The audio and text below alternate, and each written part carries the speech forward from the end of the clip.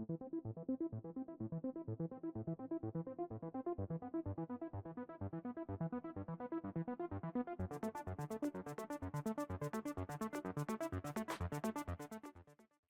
everyone, welcome back to the range. My name is Matt. New caliber for the channel review today. This is 350 Legend. This is one heavy some beach. Ha ha ha, YouTube censors. This is a 260 grain subsonic load in 350 Legend. In full transparency, AR15.com sent over a box of this from Winchester for me to review with no strings attached.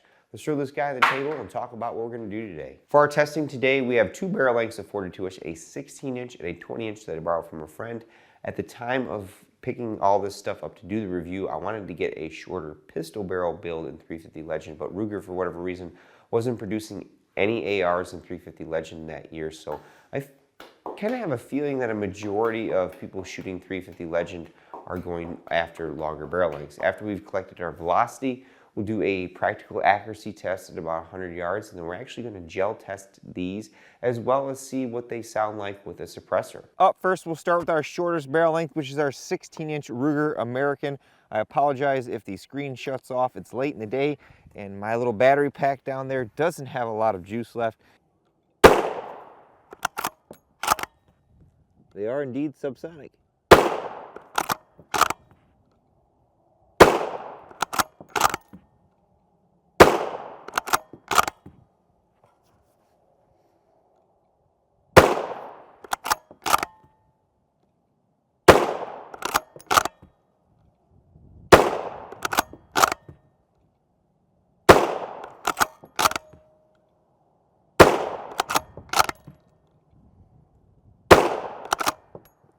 And now we have our 20-inch. I borrowed this gun from a friend of mine. I recommend that he gets a nice cantilever scope mount on here. He has a scope a little low for a traditional AR setup. This is on the KE Arms polymer single piece lower. 10, and it's subsonic, and it looked like it cycled. Did not cycle.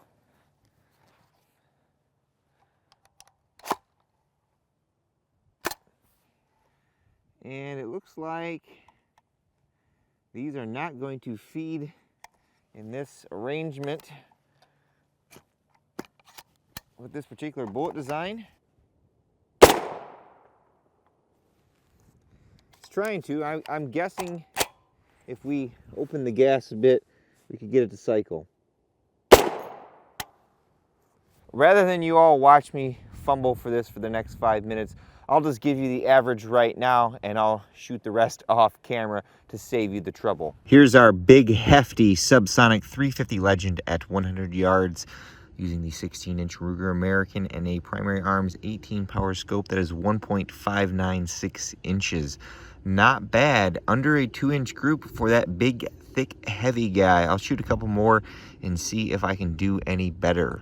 We're getting to the home stretch of our evaluation of 350 Legend, and now it's time to see how these different loads perform in our gel. We have a 10% clear ballistics gel block 6x6x16 with a whole bunch of backup blocks down yonder. Now this does have a hollow point, so I'm curious if it does expand. I mean, it is a 9mm bullet at heart, and those do expand at subsonic velocities, so it will be interesting to see if it can or not. We'll take a couple shots out of our 16-inch here. I got the Holosun 510C up top for just some down and dirty action because we're only at, 10 feet here.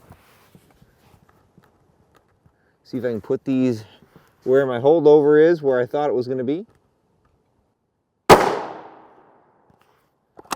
1042 if you can't read the old screen there. And then we'll put another one here. 991. Our block did a little toot down there.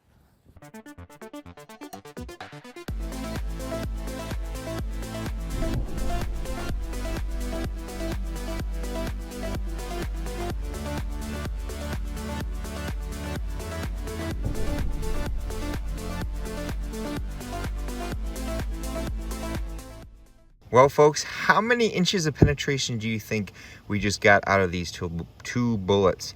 Now, in our first block here, those are very typical subsonic pistol caliber wound channels. We've got these permanent wound cavity that you see right here, and it actually extends all the way past the first block and into our second. One of those bullets reached 23.5 inches, and then the other one looks like it kind of ran out of steam right around 20 inches. And look at that. Can you see it? Can you see it? Take a gander.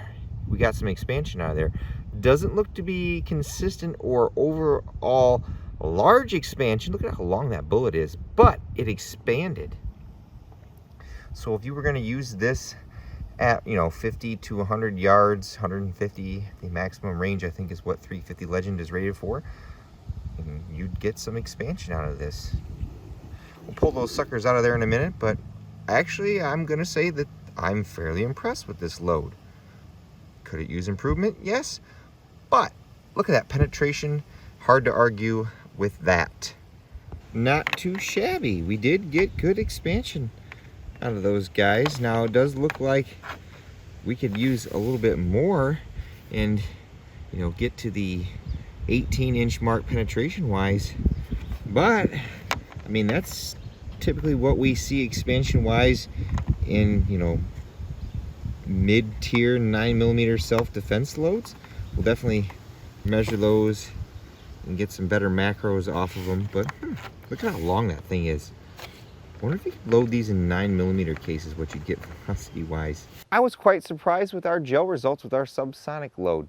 Given my prior history and experiences with heavy for caliber subsonics, typically you just have a really long, heavy bullet that's going to tumble in soft tissue or clear ballistics gel, and there is no terminal effect. In this case, we actually got expansion. I feel Winchester could probably tweak this load a little bit and offer some more expansion and a little less penetration, but if you're looking for a deep penetrating quiet round that does offer some expansion, this one probably checks all those marks for you.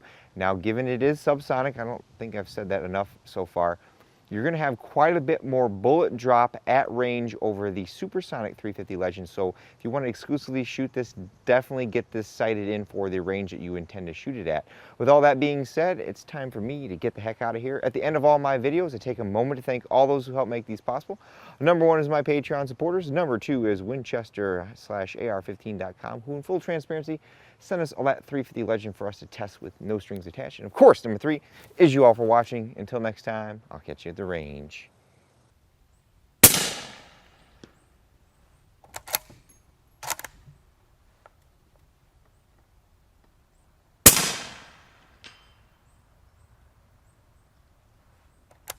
Five 145 grain supers followed by 5 260 grain subsonics. We'll fire a couple into the dirt.